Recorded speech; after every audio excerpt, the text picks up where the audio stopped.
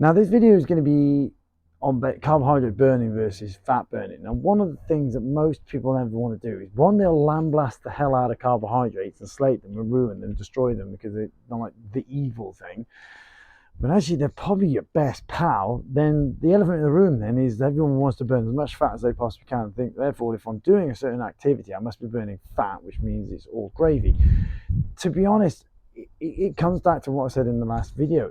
You're only going to lose fat if you're in a calorie deficit. Otherwise, you ain't losing it. It doesn't matter how hard you're training. If you're flipping smashing out 4,500 calories being burned and you're eating 4,500 calories, you ain't losing any weight. You just ain't.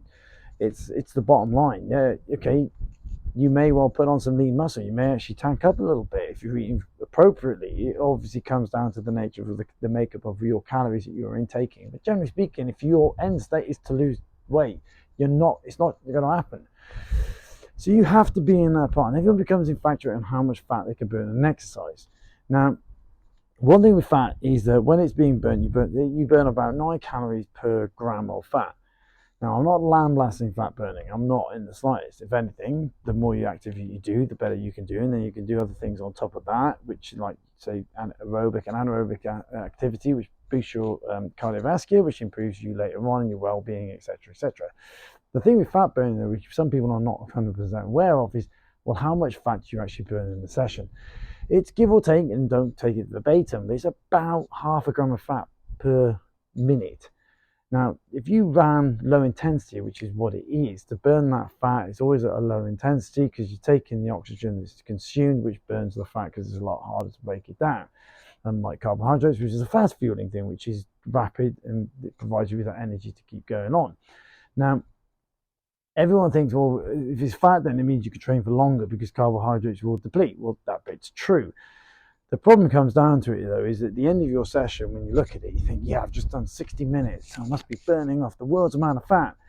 It's 30 grams, which is okay, which is good. It's better than nothing, isn't it? I mean, you've just done a 60-minute run, so you've got to be feeling a lot better about yourself anyhow. Because your end total, if you've run, say, 600, burnt 600 calories off, 60% of that, if it's a low intensity, is being off fat. But the problem is that's a long time to just run casually for a certain period of time. If you've got the time, you can do it. Happy days. Like I said, I'm not trying to belittle it. It's just trying to raise the awareness of you don't perhaps burn as much as you fundamentally think. If you've just done half an hour, that's 15 grams of fat, which is, again, it's better than nothing. The problem is, if you put things into perspective, at the end of that, that would be 4. If you consumed 4 of these, you've just put all that fat back on, because that's how much fat is in them, which equates to how much you've just burnt on your 30-minute run. So it's not always gravy, which people try to think. Because it's fat, everyone thinks, oh, I must be burning a hell of a lot more. It's not. So just do consider it when you're training. So if you run and you've done 200 calories, 60% of that is 120. When if you do the math again, how much fat you've equated that, if you divide it by 9, okay, it's not a huge amount.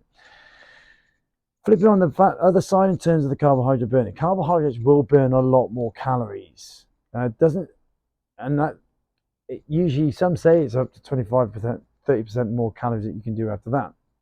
They even say it belongs, you're burning afterwards with the oxygen debt that you're in, which I'll discuss in another video. But again, it's not as much long-term afterwards that you think that you have to burn off even more calories. You don't, if you've just done 400 calories, which you can do in half an hour, a bit like a run, but you've now doubled the amount, you haven't burned as much fat, but you've burnt 400 calories. So yes, that is a lot more significant compared to the two. The issue with everyone is, though, is that when it comes down, it doesn't really matter which one you favor. If you're more of a high intensity person, yeah, you can smash out a lot more calories in a shorter period of time, as opposed to the fat burning, which you might think is actually a bit more positive because you're burning off fat. It doesn't really matter come rain or shine what you do. The problem always reverts back to whatever you consume has to have been a low calorie if you're going to consume a lot of it. If you just come in, which most people do when they get hangry and they think, right, well, I've just done this session, I can eat what I want because I've got a deficit. Half the time what you smash in, like there was a hot cross bun that I had, I know of all things. One hot cross bun was 211 calories. That was one. So even if I just run a 30-minute run and I've burnt off, say, 200 calories in that low intensity run, and I eat a hot cross bun, I'm now suddenly in a surplus from that one hot cross bun, even though I've just done half an hour. So when it comes down to carbohydrates, again, that would be half of those carbohydrates or the calories back on from that one hot cross bun in the nature of the amount of calories that it had. So it's great that people do it. Stay active, keep doing it, pick and choose, blend the two together.